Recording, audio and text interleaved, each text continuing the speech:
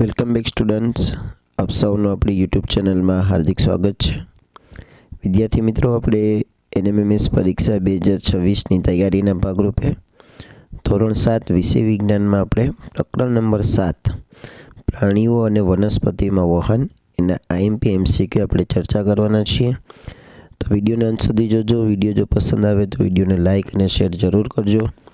અને જો ચેનલ પર નવા હોય તો આપણી ચેનલને સબસ્ક્રાઈબ કરી બાજુના બેલ આઇકોનને પ્રેસ કરજો. મેન વિભાગની તૈયારી કરવા માટે આ વિડીયોના નીચે તમને પ્લેલિસ્ટની લિંક આપેલી છે. ત્યાંથી તમે મેટ વિભાગ પણ સારી રીતે તૈયાર કરી શકો છો. પ્રશ્ન નંબર 1 છે, રુધિરનો લાલ રંગ કોની હાજરી દર્શાવે છે? તેમાં જવાબ આવશે હિમોગ્લોબિન. ધોરણ 2નું બાળક વારંવાર બીમાર પડે છે તો તેના શરીરમાં નીચેનામાંથી કોનું પ્રમાણ ઓછું હશે? તેમાં જવાબ આવશે શ્વેતકણ. પ્રશ્ન નંબર 3, ઝીલ રમતા રમતા પડી જાય છે, તેના ઢીંચણમાં લોહી નીકળે છે, થોડા સમય પછી લોહી બંધ થઈ જાય છે, આના માટે ખાલી જગ્યા કોષો જવાબદાર છે? તેમાં જવાબ આવશે ત્રાકકણો. અને પછી પ્રશ્ન નંબર 4, હું ઓક્સિજનયુક્ત રુધિર હૃદયમાંથી શરીરના વિવિધ ભાગોમાં પહોંચાડું છું, તો એમાં જવાબ આવશે ધમની. પ્રશ્ન નંબર 5, નિશાને તેની માતા શાકભાજી પાણીમાં મૂકતા જોઈ પ્રશ્ન થાય છે કે આ પાણી શાકભાજીમાં કેવી રીતે અંદર પ્રવેશતું હશે? તો જવાબ આવશે એ કે જલવાહક પેશી દ્વારા. પક્ષીઓ, જીવજંતુ અને ગરોળી એ ઉત્સર્જન વખતે અર્ધઘન સ્વરૂપે ખાલી જગ્યાનો ત્યાગ કરે છે. તેમાં જવાબ આવશે યુરિક એસિડ.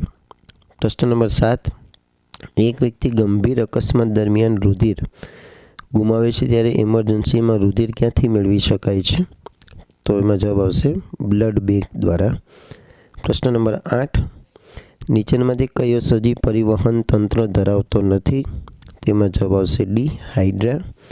પ્રશ્ન નંબર 9, વનસ્પતિમાં પાણી ખાલી જગ્યા દ્વારા વહન પામે છે? તેમાં જવાબ આવશે જલવાહક પેશી દ્વારા. પ્રશ્ન નંબર 10, વનસ્પતિને ખાલી જગ્યા રાખીને પાણીનું શોષણ વધારી શકાય છે? તેમાં જવાબ આવશે સી પંખા નીચે. પ્રશ્ન નંબર 11, બધા સજીવોને પોતાનું અસ્તિત્વ ટકાવી રાખવા માટે ખાલી જગ્યાની જરૂર હોય છે? તો 11માં જવાબ આવશે એ ઓક્સિજન. પ્રશ્ન નંબર 12, રુધિર ફેફસામાંથી કોષો સુધી ખાલી જગ્યાનું વહન કરે છે? તેમાં જવાબ આવશે ઓક્સિજન. પ્રશ્ન નંબર 13, રુધિરમાં રહેલા પ્રવાહીને શું કહે છે? તેમાં જવાબ આવશે રુધિર રસ. પ્રશ્ન નંબર 14, હિમોગ્લોબિન એ ખાલી જગ્યા કોષોમાં હાજર હોય છે? તો 14માં જવાબ આવશે એ રક્તકણો. પ્રશ્ન નંબર 15, શરીરના વિવિધ કોષો સુધી ઓક્સિજનનું વહન કોણ કરે છે? તેમાં પણ જવાબ આવશે હિમોગ્લોબિન. પ્રશ્ન નંબર 16, એમાં જવાબ આવશે એ ઊંચા દબાણ સાથે રુધિરનું ઝડપી વહન થતું હોવાથી. પ્રશ્ન નંબર 17, મૂળ દ્વારા પાણી પર્ણો સુધી કેવી રીતે પહોંચે છે? તેમાં જવાબ આવશે જલવાહક પેશી દ્વારા. ધમની અને શિરાઓ એ ખાલી જગ્યાના જાડા સ્વરૂપે જોડાયેલ હોય છે, જાડી સ્વરૂપે જોડાયેલ હોય છે?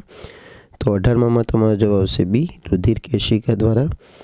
પ્રશ્ન નંબર 19, વનસ્પતિ પુષ્કળ માત્રામાં જમીનમાંથી પાણીનું શોષણ કરે છે, ત્યારબાદ ખાલી જગ્યા પ્રક્રિયા દ્વારા પાણી બાષ્પ સ્વરૂપે બહાર નીકળે છે? તેમાં જવાબ આવશે બાષ્પોત્સર્જન.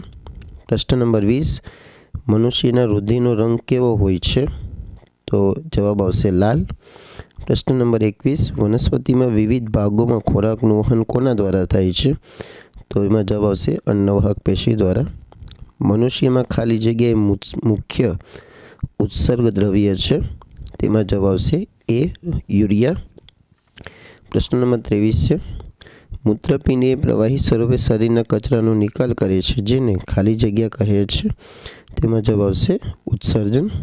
પ્રશ્ન નંબર 24, માણસના ઉત્સર્જન તંત્રમાં નીચેનામાંથી વિકલ્પોમાંથી શેનો સમાવેશ થાય છે? તેમાં જવાબ આવશે ડી આપેલ તમામ. અને પ્રશ્ન નંબર 25, એક પુખ્ત વયની વ્યક્તિનું હૃદય 1 મિનિટમાં આશરે કેટલી વાર ધબકે છે? તો જવાબ આવશે 72 થી 80 વખત. તો આ સાથે પ્રકરણ નંબર 7ના IMP પ્રશ્નો પૂર્ણ થાય છે. આશા રાખીશ કે તમને વિડીયો પસંદ આવ્યો હશે. જો તમારે બીજા પાઠોના વિડીયો જોવાના બાકી હોય તો આ વિડીયોના નીચે તમને એની પણ પ્લેલિસ્ટ આપેલી છે, તો તમે વિડીયો જોઈ શકો છો. વિડીયોને લાઇક અને શેર જરૂર કરજો. ચેનલ પર નવા હોય તો આપણી ચેનલને સબસ્ક્રાઈબ કરી બાજુના બેલ આઇકોનને પ્રેસ કરજો. Thank you very much.